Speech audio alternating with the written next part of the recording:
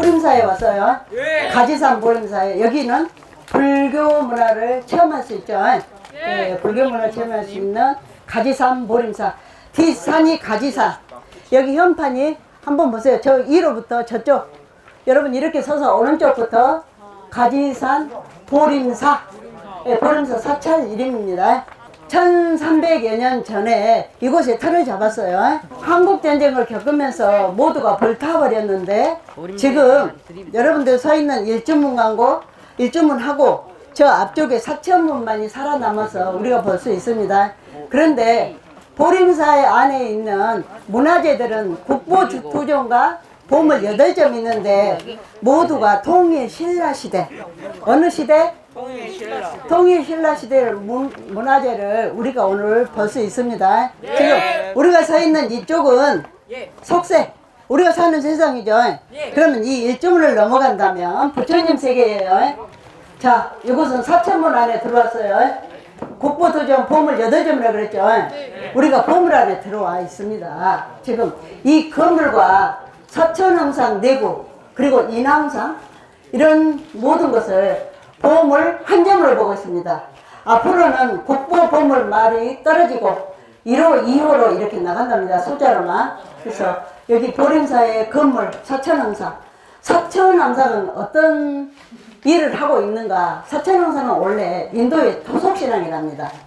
인도의 토속신앙이 중국을 거쳐서 우리나라로 들어와서 우주의 사방을 동서남북을 지켜주는 신이기도 하고 또 우리한테 복을 주는 신이에요. 그런데 이거 보림사의 사천왕상은 어디 가나 우리나라에 어때요? 이런 사찰이 많이 있죠. 그런데 보림사의 사천왕상은 나무로 만들었고 가장 크고 오래됐답니다.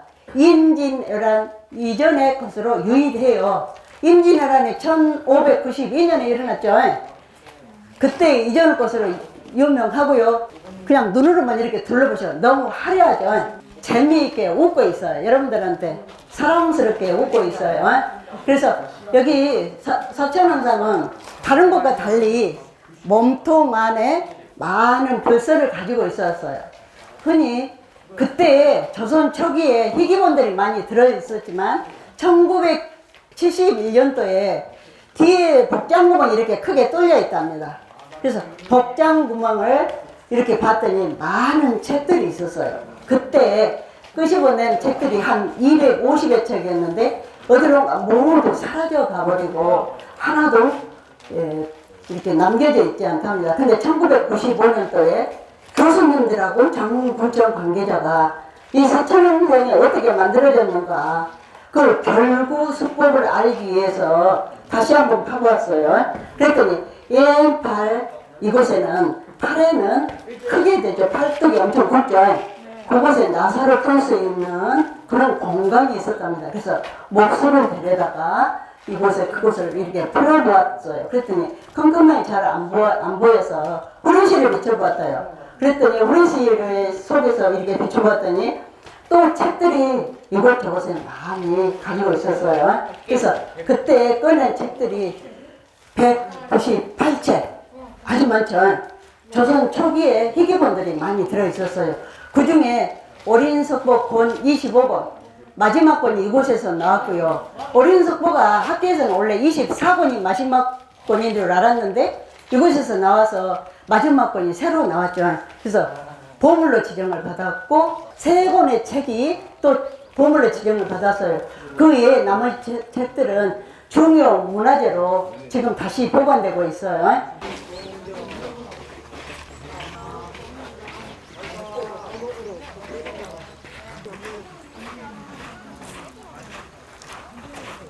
이렇게 넓게 개부석주가 자리를 하고 있다는 것은 어떤 의미였는가? 이곳은 어떻게 쓰였는가? 이건 장대를 세워서 여기 사찰에 많은 사람들이 왔을 때 모두가 저 금당 안으로 들어갈 수가 없어요. 그래서 밖에서 법회를 할 수 있게끔 부처님 그림이 크게 이 사찰에 남아 있었겠죠. 그래서 부처님 그림을 밖에다 걸어서 야외 법회를 했답니다. 그래서 야단 법석이란 말이 이곳에서 나온 거예요. 이곳이 국보 44호예요. 예, 쌍탑이고 두 개죠. 쌍탑이 쌍탑, 석등. 그래서 일금당이라고 해요. 저 건물 하나를 금당 그리고 쌍탑 이렇게 가람 형식을 갖출 때는 우리나라는 통일신라 후기대의 가람 양식이에요. 예, 가람 양식이에요. 그래서 이 쌍탑인데 보림사의 쌍탑은 탑신부에서 1층 탑신부 남탑, 북탑, 탑신부 1층 크게 돌 있죠. 큰 돌. 탑신부에서 사리장원가 나온 적이 있어요. 1933년에 일제강점기잖아요. 일제강점기 때 일제가 이거 쓰러뜨려서 뭔가 가져가려다 미수에 그쳤어요. 그래서 34년도에 다시 복원을 해요. 원래 모습으로. 복원을 하는데 그때 이 속에서 지석, 사리장원가하고 사리가 나왔어요. 그래서 어느 시대에 누가 만들었다? 정확한 연대가 있어요. 신라 경문왕이 자기 아버님 헌안왕의 명복을 비행해서 이 탑을 세웠다는 탑지가 발견이 됐어요.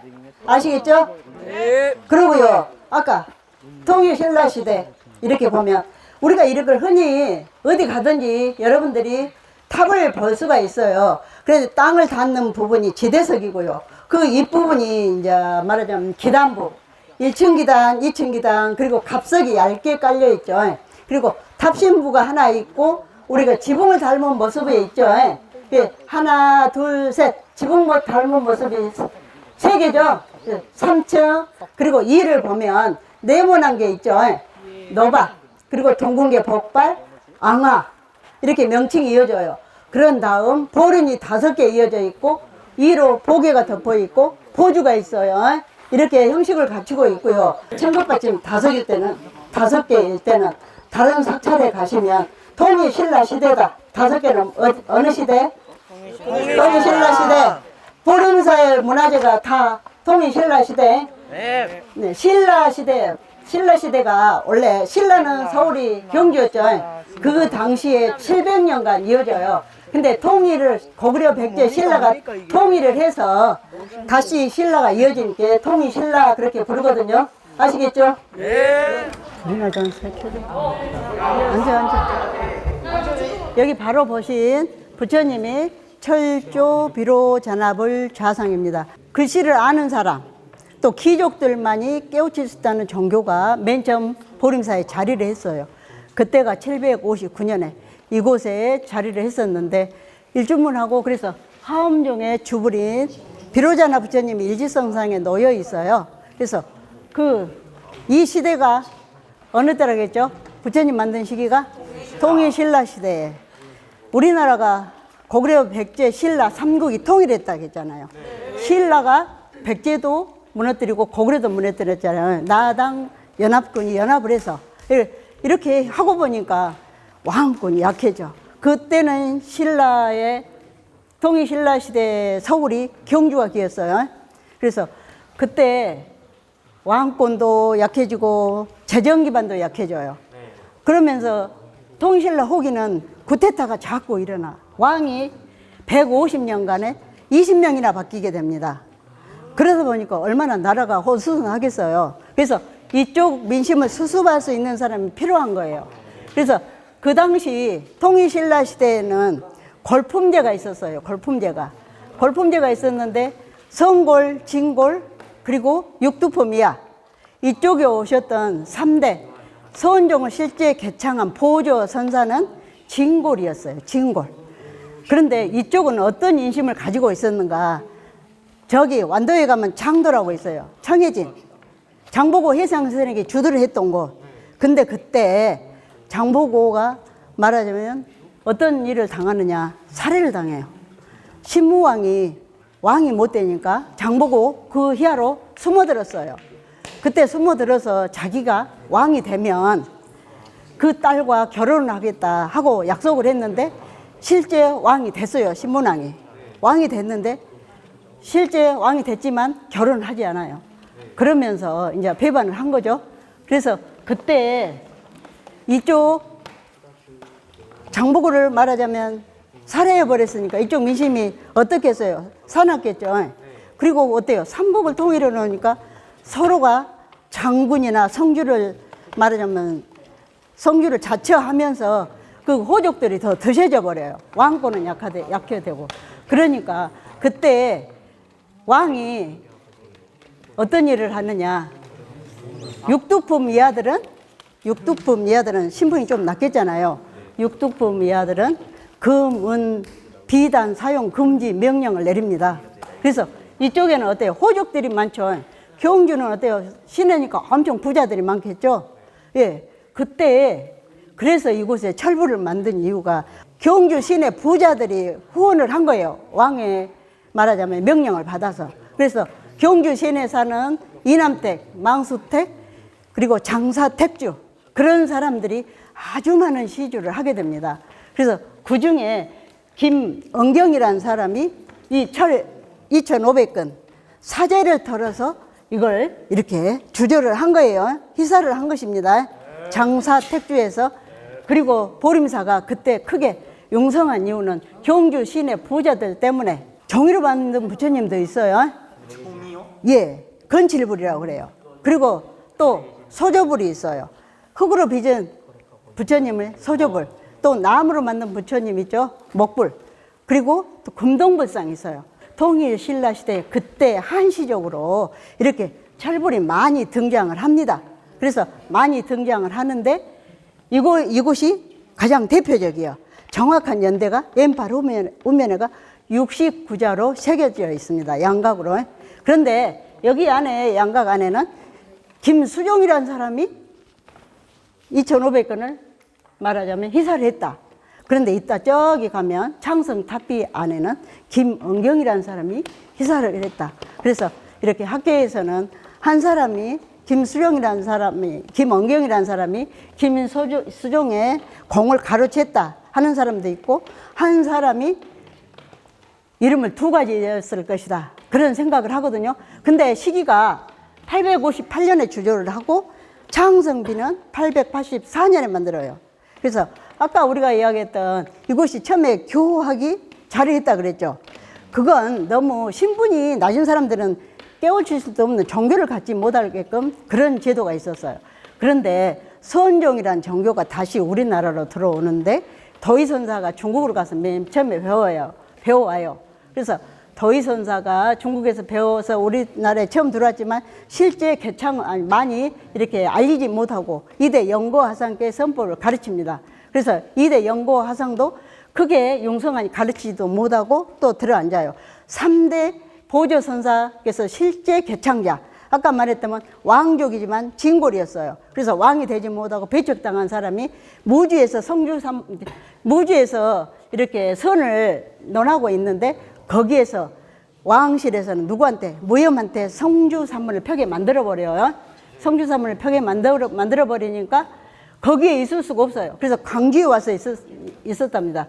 그런데 왕께서 말하자면 사정을 해서 이곳에 가서 주석해 달라 해가지고 보림사에 실제 오셔서 하신 분이 그분이에요. 그래서 그분이 오시자 장사택주 김은경이라는 사람이, 김수종이라는 사람이 철 2,500건을 희사를 해서 만들게끔 한 곳이 보림사의 철불입니다. 그래서 통일신라 시대, 그 시대 한시적으로 이렇게 크게 만든 부처님은 이곳과 그리고 남원에 가면 실상사가 있어요. 그곳에가 또 항구가 있습니다. 그리고 강원도에 가면 강원도에 가면 덕피한사라고 있어요. 철원에. 그곳에 가면 그 이 시대를 대표하는 우리나라의 철불이 그 시대, 통일신라 시대를 대표하는 철불 4구가 있는데 이곳, 남원 실상사, 그리고 강원도 철원의 덕피한사, 그리고 경상북도 예천에 가면 또 항구가 있다고 합니다. 석가모니 부처님이 인도, 지금으로 말하면 네팔에서 태어나서 29살에 고행의 길을 나와요. 집을 뛰쳐 나와요. 장가도 갔지만 아들도 있어요. 고행을 하다가 어떤 일을 하냐. 36살에 득음을 해요. 그래서 크게 깨우치고 이제 모든 중생을 중심에 서서 구제하고자 45년 동안 돌아다니면서 그 수행을 합니다. 그런 석가모니 부처님의 인도성, 석가모니 부처님의 불법을 이곳에서 공부하고 또 우리 마음속을 다듬고 하는 곳이 이곳 보림사입니다. 그래서 여러분 장사람이죠. 여러분들 할머님, 어머님들도 한 가지 소원을 빌기 위해서 이곳에 와서 말하자면 소원을 빈답니다. 그러면 한 가지만 빈다면 꼭 들어주신다는 부처님이 바로 보림사 철조 비로 잔압을 좌상. 손 수인이 이렇게 돼 있죠. 손가락 보셔요. 어때요? 중생과 부처가 하나다. 여러분 마음속에는 모두가 부처가 들어있어요. 그걸 여러분들이 깨닫지 못했을 뿐이에요. 여러분들도 참선을 통해서 깨달았으면 좋겠어요.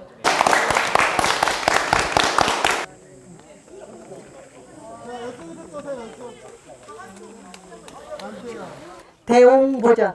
대웅보전은 석가모니 부처님이 주인이에요. 1984년도에서 준공을 했어요. 2층으로 보이죠? 그런데 안에 가서 보면 통증이에요. 2층이 아니고 터져 있어요. 그런데 이걸 실축도를 일본 사람들이 가져가 버렸어요, 예전에. 그런데 그걸 다시 되가져와서 옛모습 그대로 복원을 했지만 역사가 깊지 않아요. 원래 그 건물이 그대로 있었다면 국보 240호였어요. 그런데 해제돼 버렸어. 왜? 불타버렸잖아요. 한국전쟁 때 모든 건물이 불탔다 그랬잖아요. 지금 석가모니 부처님이 가운데 계시고 석가모니 부처님이지만 또 과거불이 정방불이라고 하거든요. 그리고 또 이쪽에는 미륵부처님이 이렇게 계십니다. 그리고 4대 협시불이 함께 있어요. 그래서 대웅보전 안에는 석가모니 부처님이 주인불이에요. 한국전쟁 때 불탈 때 거기 안에 부처님이 타지 않고 살아남았어요. 왜 그랬을까요? 절로 돼 있어. 맞았어요. 우리가 고려시대까지만 해도 우리나라가 불교를 국교로 삼았어요. 그런데 조선이 들어서면서 이성계가 말하자면 조선 건국을 하면서 유교를 받아들여요. 국교로. 그러면서 불교를 탄압하게 됩니다. 그런데 지금까지 불교 이 사찰이 살아남은 것은 그래도 여기 명부전 때문이랍니다. 보림사의 명부전은 거기 안에 지장보살님이 주인이에요. 지장보살님이 주인이고 그 옆으로 10분의 시황이 있습니다. 그런데 보림사의 지금 벽화가, 저 명부전 벽화가 여러분 신과 함께 영화 보셨어요? 네. 거기하고 비슷해요. 명부전 벽화 한번 보시게요. 자, 명부전. 우리 인간은 한번 태어났지만 계속 살아가지는 못하잖아요. 언젠가는 어때요? 저승의 세계로 가게 되겠죠. 그래서 여기 한 사람도 돌아가셨어요. 돌아가셨지만 신체는 땅속에 묻게 되겠죠. 그러면 여기 혼이 떠서 어디로 가느냐? 예, 심판을 받으려고 여기 억경대라는 거울 앞에 서게 된답니다. 억경대는 어떤 거울인가? 우리가 생활하면서 살아생전에 지은 죄가 모두 이 거울을 통해서 드러나게 된답니다. 아무리 감추려고 감춰지지 않아요. 그래서 이렇게 서게 되고 저승세계를 여기 안에 있는 지장보살님은 어떤 중생이 돌아가셨다면 그 중생을 좋은 곳으로 보내고자 기도하는 지장보살님이세요. 좋은 곳으로 보내려고 노력을 하는. 여기가 진광대왕 앞이거든요. 진광대왕 앞에 가시게 된 사람들은 여기 위에 보면 의뢰생, 갑술생, 계일생, 임신생, 신미생, 경호생이 써져 있죠. 네. 자기가 태어난 해. 여러분들 무슨 생이에요? 몰라요. 예, 그런 것들이 있어요. 이렇게 산에 칼이 무수히 나 있는 곳에 던져지는 지옥이랍니다. 근데 도산지옥. 그래서 그때는 내가 다시 말하자면 죄를 짓지 않고 열심히 살겠다 해도 소용없답니다. 한 번 지은 죄는 억경대 앞에서 다 드러나기 때문에 기름에 펄펄 끓죠. 거기 속에 던져지는 지옥 얼마나 고통스럽겠습니까? 그리고 또 이쪽으로 이렇게 돌면 한빙지옥. 여기는 송제대왕 앞에 서게 되면 이렇게 한빙지옥 좋겠죠. 얼음구덩이에 던져지는 지옥이기 때문에. 그리고 또 여기 보면 검수지옥 해가지고 오간대왕 앞에 서게 된다면 이런 고통을 주게 돼요. 그리고 또 염라대왕 앞에 서게 되면 발설지옥 해가지고 말을 함부로 하지 말아라. 예. 그래서 여기 함부로 한 사람들은 혀를 빼서 갈아버리죠, 쟁기로. 그래서 이런 고통 속에 떨어지게 된답니다. 그래서 지옥도예요, 지옥도. 또 여기 변성대왕 앞에는 구렁이나 이무기 그리고 뱀들이 오글거리는 것에 던져지는 지옥. 그래서 어때요? 착하게 살아야 되겠죠.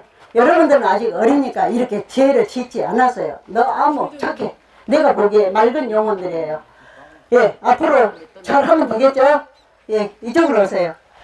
여기 태산지옥 앞에는 맷돌로 갈아버리는 지옥. 또 여기 보면 거의 지옥 반틈으로 갈라버리죠.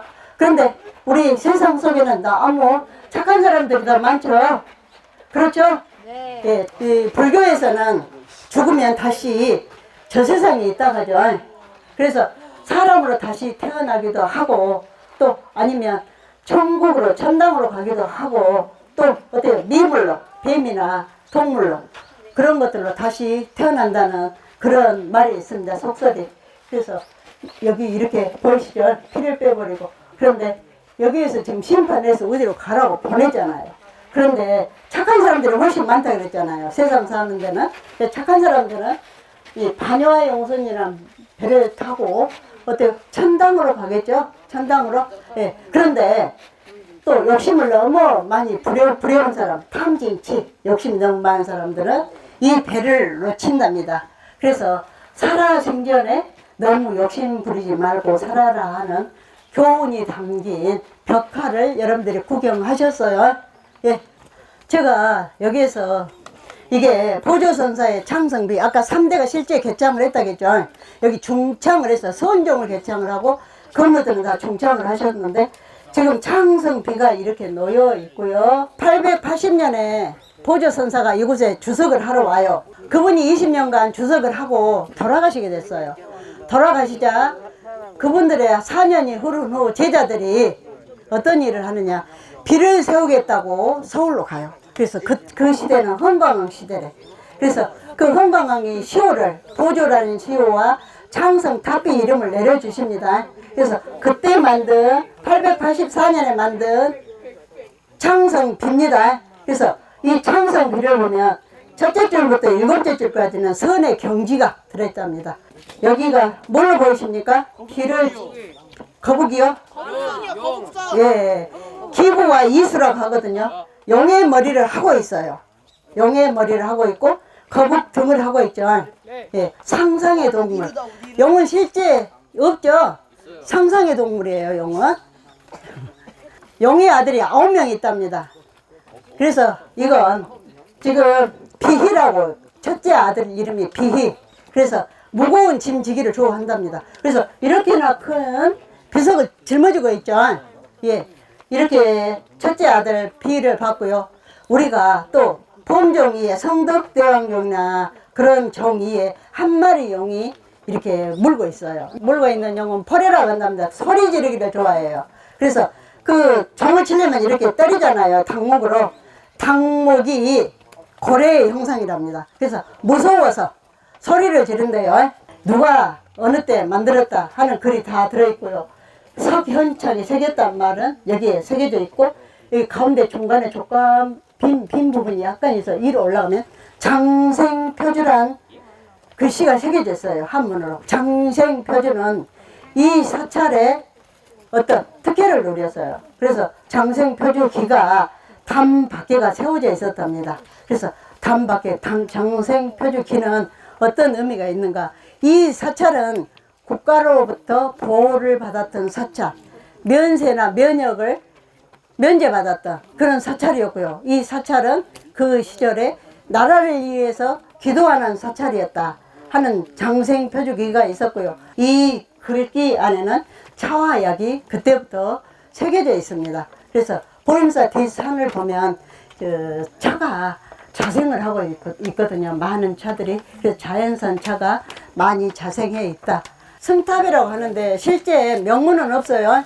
그렇지만 저 비문 안에 서쪽에는 비문 안에가 서쪽에는 보조선사의 무덤이다 하는 글이 들어있어요. 이 크기를 보면 이분의 권위가 드러나 보이죠. 네. 네, 이 지금 보조선사의 이렇게 성탑을 보면 팔각으로 되어 있어요. 팔각 온당형 둥글게 되어 있기 때문에 온당형. 그래서 지대석부터 어때요? 구름무늬까지 있고요. 가운데가 중대석, 그리고 앙화가 세워져 있고 탑신부가 있습니다. 팔각으로. 그리고 지붕돌이 얹어져 있고 보계, 보주, 보기까지 이렇게 되어 있어요. 보조까지. 그래서 상륜부가 이렇게 온전히 갖춰져 있는데 이 성탑도 한때 일제 강점기 때 한때 저기 3층 석탑 넘어뜨렸죠. 이 탑도 넘어뜨렸다 다시 올렸어요. 그런데 복원하는 과정에서 아무것도 찾지 못했답니다. 예, 그리고 이 성탑을 보시면 어때요? 우리 기와집을 연상해서 지붕이 기와골이잖아요. 기와골을 만들었어요. 그리고 탑신물을 보면 사천왕상이 모두 새겨져 있어요. 그리고 우리 집에 보면 문비가 새겨져 있어. 이거 보이죠? 가운데 문비가. 그리고 보면 위에 석가래가 이렇게 받쳐져 있고 창방과 평방까지 만들어 놓았어요. 이렇게 이곳저곳 제가 사찰을 많이 다녀보았지만 이렇게 큰 성탑은 본 적이 별로 없습니다. 가까운 하순에 가면 거기 쌍봉사에 가면 철강국사에 성탑이 있습니다. 그건 작고 너무 아름답게 조각이 되어 있어요. 근데 여기는 투바가지만 크죠. 그래서 팔각 온다며 그분이 돌아가셨죠. 지금 아까 보조 선사가 돌아가셔서 이 무덤을 만들게 된 거예요. 그래서 그분의 탑신부 안에가 그분의 말하자면 살이나 이런 게 들어 있었겠죠. 원래는 지금 바로 여러분들이 앞에 나무 겉무스름하게 보이죠. 비자나무예요. 뒷산이 가지산이지만 저쪽 오른쪽 동부도 쪽에서 오르면 비자림이 이렇게 조성이 되어 있고요. 그 아래는 지금 보이다시피 자연산 녹초가 쫙 깔려 있습니다. 연꽃무늬 같지 않습니까? 산에 능선이 보이시죠? 연꽃 안에 들어있어요. 한 가지 소원을 빈다면 들어준다는 부처님이 저쪽에 철조 비로 전압의 자상이 있습니다. 가장 아름다운 전경이 내려다볼 수 있는 이곳이고요. 지금 조금만 지나면 가을이잖아요. 단풍 들죠? 네. 단풍철에 가장 아름다운 산이 펼쳐지고 봄에 또 아름다운 산이 펼쳐지는데 봄에는 산을 한번 쳐다보면 봄에 산의 벚꽃이 이곳저곳에 피어 있을 때 와서 보면 모두가 활력수이기 때문에 활력수의 색깔이 모두 다릅니다. 네. 아름다운 산을 그때쯤 또 볼 수 있어요. 네. 자, 이걸로 해설을 마치기로 하겠습니다. 자, 수고하셨어요. 오늘 힘들기도 했지만 힘든 만큼 장에 대해서 깨닫고 정말 재밌었던 것 같습니다. 네, 저희 장에 대해서 더 자세히 알게 되었고 향교도 모르고 있었는데 한번 보고 느껴보니까는 이제 장흥이 얼마나 대단한지 알게 되었습니다.